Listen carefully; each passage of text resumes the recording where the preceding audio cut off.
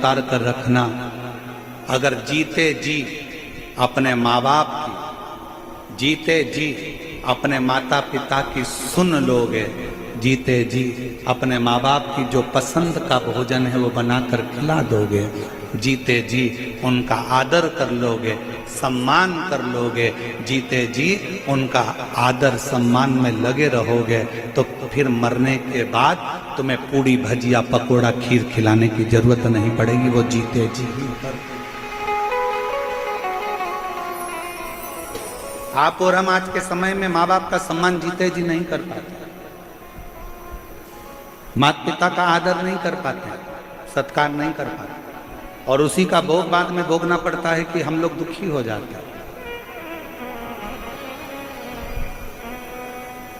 वो कितना सुंदर गीत किसी ने गाया है, कभी प्यासे को पानी पिलाया नहीं, बाद अमृत पिलाने से, जम के बोलो जरा, अमृत पिलाने से, कभी गिरते हुए को उठाया नहीं, बाद आंसू बहाने से। क्या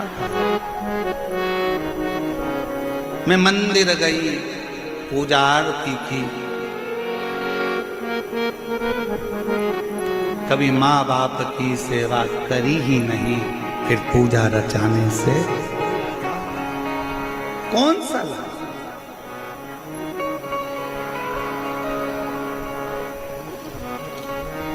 और जो एक धर्म पत्नी का फर्ज है,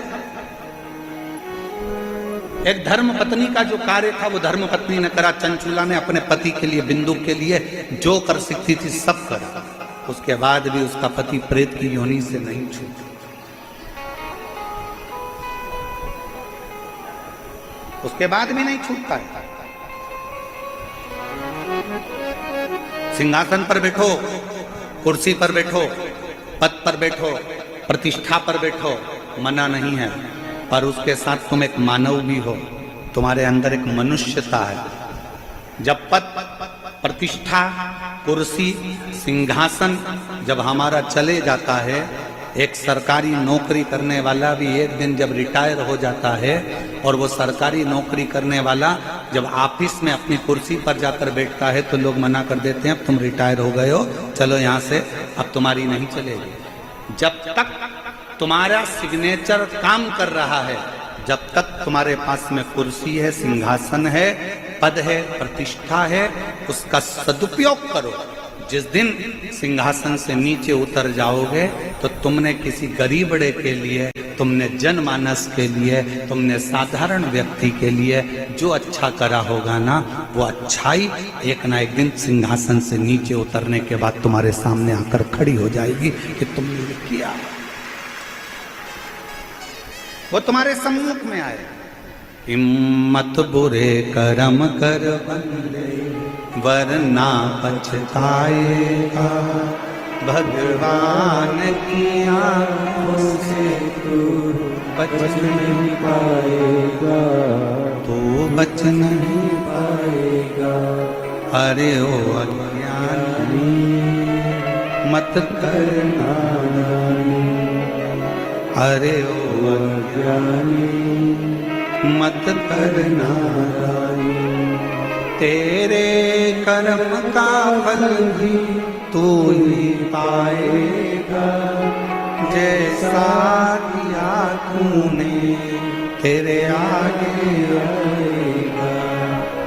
मत बुरे कर्म कर बंदे, वरना पछताएगा, भगवान की आंखों से तू बच नहीं पाएगा, तू बच नहीं पाएगा। सबसे पहले आप मानव हो, आप मनुष्य हो। दिया किसने? आपकी लगन ने, आपकी मेहनत ने, आपके परिश्रम ने, आपके कर्म ने आपको सिंहासन पर ले जाकर बिठा दिया।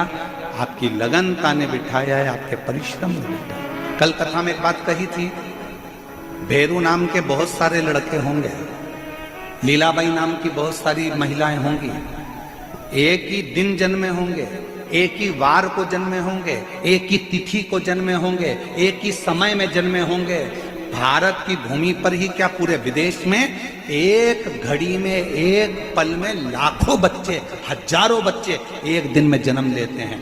पर ईमानदारी से बोलो, सबका भाग्य एक जैसा होता है क्या? जम के बोलो जरा।